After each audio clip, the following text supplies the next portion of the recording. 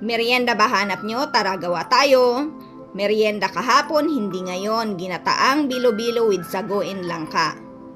At dahil binili ako ni Mister ng langka at bawal sa akin ang masobrahan nito, naisip ko na gumawa ng merienda na pati kapitbahay makakatikim.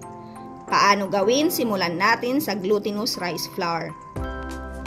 Lagyan paunti-unti ng tubig, tansya-tansya lang para makuha ang tamang consistency at mabilog ng maganda.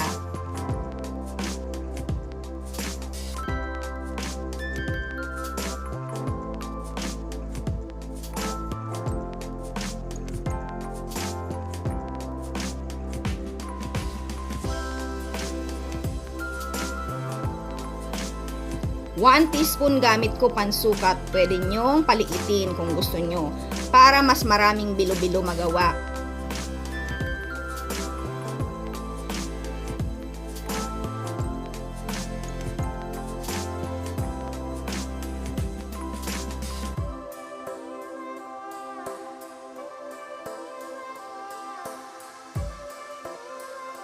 Jolly coconut milk ang gamit ko, pwede ang fresh coconut milk kung wala kayo nito.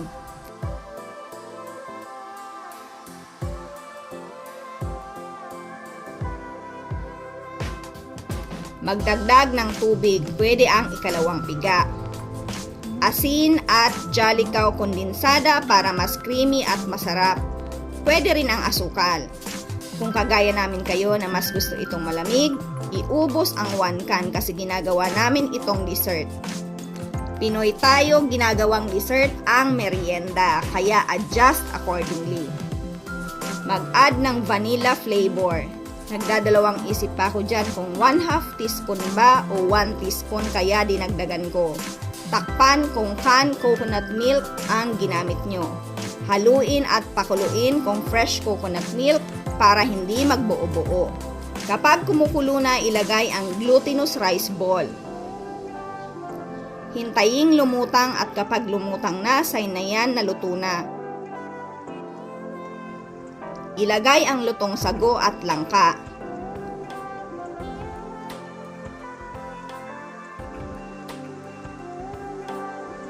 Para medyo malapot, nagtunaw ako ng glutinous rice flour sa tubig at yan ang nilagay ko. Hintayin kumulo at luto na ang merienda natin.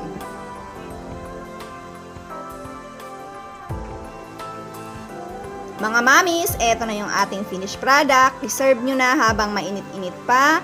Pero ako mas gusto ko tong pinapalamig muna at minsan nilalagay ko pa ito sa ref. At kapag sobra ang aking niluto, nilalagay ko ito sa microwavable at ipinamimigay.